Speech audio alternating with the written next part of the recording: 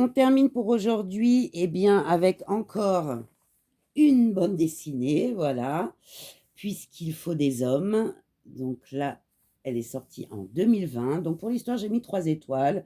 On est en 1961, on a Joseph qui revient d'Algérie et pour les habitants du village, bah, il a beau s'être engagé, il n'est qu'un planqué, hein, un militaire de bureau qui a évité les zones de combat.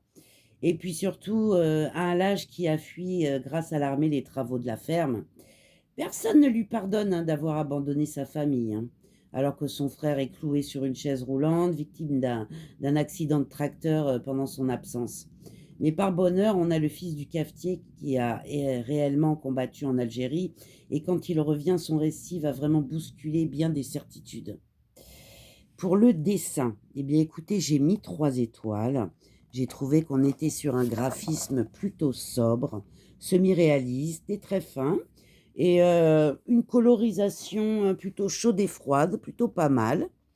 Voilà, on est sur un graphisme assez simple, hein, c'est pas mal du tout, c'est pas mal du tout. Pour le prix, j'ai mis 3 étoiles. On est à 16,90 neuf et à moins de 9 € en occasion, donc c'est plutôt pas mal. Voilà. Et en ce qui concerne le plaisir de la lire, bah, j'ai mis 3 étoiles. Voilà, c'est une BD qui est à la fois intelligente et simple, et ça tombe pas, en fait, dans les clichés sur la guerre d'Algérie, quoi. Voilà.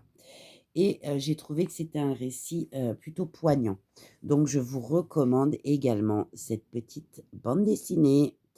Voilà pour aujourd'hui. Je vous souhaite une belle journée et un bon week-end. Bisous. Ciao.